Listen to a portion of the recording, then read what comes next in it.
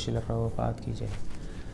मुझसे एक ईमेल में क्वेश्चन पूछा था कि माया हमें कैसे प्रलोभन दिखाती है और हमें कैसे फंसाती है।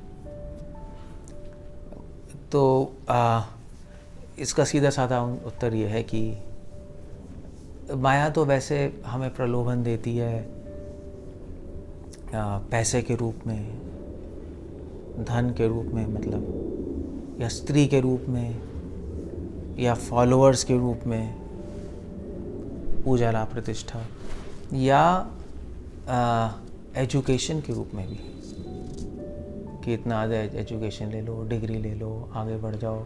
ये सारे माया के प्रलोभन ही हैं। मगर अगर और थोड़ा फाइन ट्यून करके देखा जाए तो ये समझ आता है कि माया का प्रलोभन जो है वो पैसे में, स्त्री में, या फॉलोअर्स में, या कैरियर में, बड़ी बड़ी डिग्री लेने में, उसमें नहीं है। प्रलोभन तो हमारे मन में है। सो माया कभी कभी किसी के पास पैसे नहीं होते फिर भी सपने लेता है पैसे के। भिखारी तो सपने लेता ही पैसे के, उसके पैसे थोड़े ना है। या किसी के पास फॉलोअर्स नहीं होते फिर भी सपने लेता है मेरे इतने फॉलोअर्स हों। तो मन में भी प्रलोभन आ रहा है। तो माया हमें एक तो चीज़ों से प्रलोभन देती है और विचार जो हमारे उससे प्रलोभन देती है। हमारे जो मन में संस्कार पड़ गए हैं, जो विचार पड़ गए हैं, उससे प्रलोभन देती है माया। तो माया बाहर से अंदर से दोनों से काम करती है। जैसे परमात्मा काम करते हैं ना, ऐसे हम गाते हैं नरसिंह आरती में, बहिर नरसिम्हा हृदय नरसिम्हा। ऐसी माया जैसे विष्णु सर्वव्यापी है, ऐसे माया भी सर्वव्यापी है।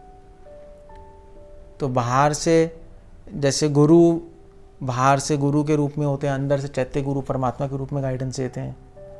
ऐसे माया भी बाहर से चीज़ों के रूप में प्रलोभन देती है। अनेक अनेक चीज़ें होती हैं उसके रूप में प्रलोभन, और अंदर मन में वास करके हमारे अलग अलग विचारों को प्रेरित करती है और उससे प्रलोभन देती है। सो हमारे मन में भगवान कृष्ण खुद कह रहे हैं गीता में कि माया का वास क्या है? मन में, मन बुद्धि इंद्रियों में वास करती है। नहीं, काम वासना का वास जब भगवान से बात हो रही थी, जब अर्जुन की 5000 साल पहले, तो भगवान ने बोला कि सारी इंद्रियों में, मन में, बुद्धि में, यहाँ पे काम वासना का वास है। काम वासना मतलब माया। तो माया हमारे मन में बेसिकली वास करती है और उसमें कई विचार उत्पन्न करती रहती है। पिछले जन्मों के, नए जन्मों के विचार हमें दिखाती रहती है। हमारे विचार हैं जो हमने मन में ले लिए हैं, उसी को दिखाती रहती है। या यूँ समझ लीजिए कि जैसे एक वीडियो की रील चलती है, वीडियो की रील चलती है और हमें पिक्चर दिखाई देती है। उसी प्रकार उसी प्रकार माया, और वो रील कैसे चलती है? वो रील चलती रहती है और हमें पर्दे पे पिक्चर दिखाई दे रहती है। तो रील कैसे चलती है? वो इलेक्ट्रिसिटी से चलती है और पर्दे पे प्रोजेक्ट होते हैं पिक्चर। उसी प्रकार माया हमारा मन समझ लो रील है, उसमें कई पिक्चर स्टोर्ड है पिछले जन्मों की। तो माया करंट की तरह है जो उस रील को चलाती रहती है और हमें दिखाई देता रहता है वो पिक्चर, और हम उससे प्रलोभित होते रहते हैं क्योंकि हमें हैबिट लगी हुई है। भाई मन में तो विचार आते ही हैं, मगर कुछ लोग प्रलोभित होते हैं, कुछ लोग प्रलोभित नहीं होते। तो माया वो रील चलाती रहती है। सो माया इस तरह से हमें प्रलोभित करती है। ये अलग अलग हमारे विचारों, हमारे अपने विचारों को दिखाकर, और बाहर से अलग अलग धन, जन, स्त्री, सुंदरी का टेम्पटेशंस देकर इस तरह से प्रलोभन करती है। मगर इसमें एक बात ध्यान रखने वाली बात है कि इसके लिए माया जिम्मेदार नहीं है कि हमें प्रलोभन दे रही है। उसके लिए जिम्मेदार हम ही हैं, क्योंकि हम ही प्रलोभित हो रहे हैं। हमारी गंदी आदत है। हमारे सामने अगर स्त्री, धन, जन आएंगे तो हम प्रलोभित हो जाएंगे। महान व्यक्तियों के सामने आते हैं वो तो नहीं होते। युधिष्ठिर महाराज के पास पूरे संसार का राज्य था, फिर भी प्रलोभित नहीं हुए। तो ऋषभदेव जी, आई थिंक ऋषभदेव जी के साथ, ऋषभदेव जी को स्त्री का प्रलोभन दिया गया था, नहीं हुए प्रलोभित। पुराणों में आता है, एक भागवत में तो नहीं है मगर पुराणों में आता है। ऋषभदेव जी ने भरत महाराज को ऐसी प्रलोभन दे के टेस्ट किया, वो नहीं हुए प्रलोभन। कितने सारे संत हैं वो नहीं होते प्रलोभित। इसीलिए इससे हमें पता लगता है कि माया को ब्लेम नहीं, माया प्रलोभन देती है मगर प्रलोभित हम होते हैं अपनी गंदी आदतों की वजह से। हमारे जो आदतें बन गई पिछले जन्मों से, उससे हो जाते हैं। तो ये तो एक क्वेश्चन था, माया में प्रलोभित कैसे करती है। दूसरा क्या था, कैसे और उससे कैसे बचें, माया के प्रलोभन से कैसे बचें, ये दूसरा क्वेश्चन है। तो इसका आंसर क्या है, माया के प्रलोभन से कैसे बचें? वेल, इसका आंसर तो सिंपल है। माया के प्रलोभन से कैसे बचें? माया के प्रलोभन से कैसे बचना, मैं पहले ही बता रहा हूँ, माया तो प्रलोभन देगी मगर प्रलोभित हम हो रहे हैं, हमारी गंदी हैबिट बनी पड़ी है। तो जैसे ड्रग्स है, अगर ड्रग एडिक्ट को ड्रग दिखाओगे तो वो पीछे पीछे चला जाएगा। ड्रग एडिक्ट नहीं है, उसको ड्रग दिखाओ, कहेगा मुझे नहीं चाहिए, वो तो नहीं हो रहा प्रलोभित। तो कैसे बचें? बचने का एक चीज़, बचने के दो तरीके हैं। या तो आप प्रलोभन की वस्तुओं से दूर रहो, वो तो रह नहीं सकते। इस सड़क पर चलोगे स्त्री तो दिखाई देगी, पैसे तो चाहिए ही चाहिए काम करने के लिए, और डिग्री भी चाहिए कुछ जॉब लेने के लिए, वो क्या करोगे आप? और अंदर विचार तो आएंगे ही आएंगे, विचार को तो आपके हाथ में ही नहीं है, कभी कुछ आता है, कभी कुछ आता है, कभी कुछ आता है।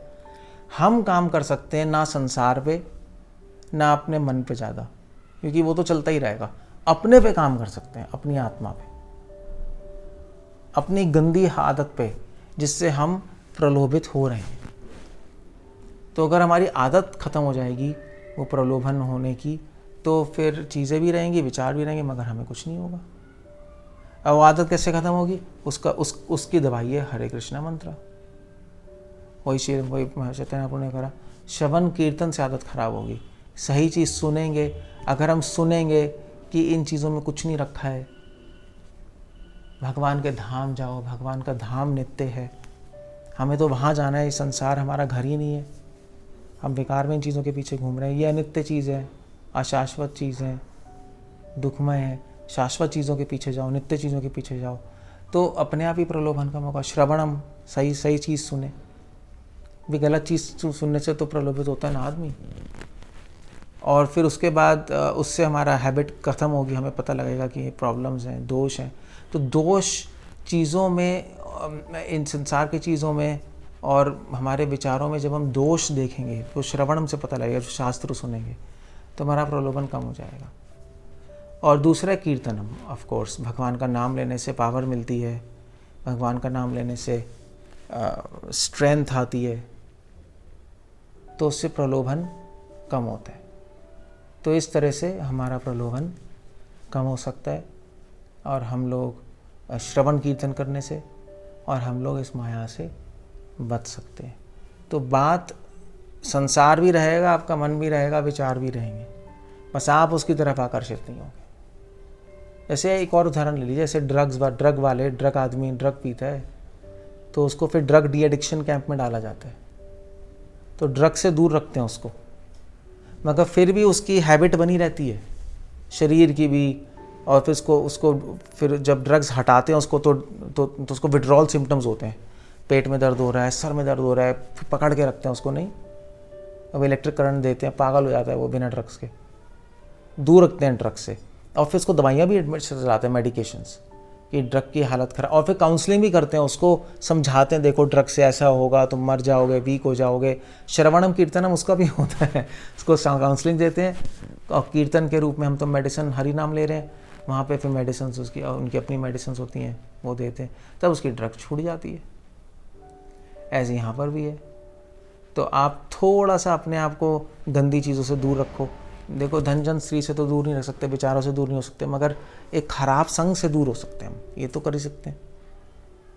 ऐसा संग जो कि हमें बार बार बोल रहा है कि अच्छी चीज़ें हैं, उनसे थोड़ा दूर रहो बस, है ना, कि स्त्री अच्छी है, धन अच्छा है, ये करना चाहिए, तुम्हें वो करना चाहिए, उन लोगों से दूर रहो, साधु संग में रहो। सबसे पहली बात, जो हमें बताए कि ये ठीक नहीं है, ये अनित्य है।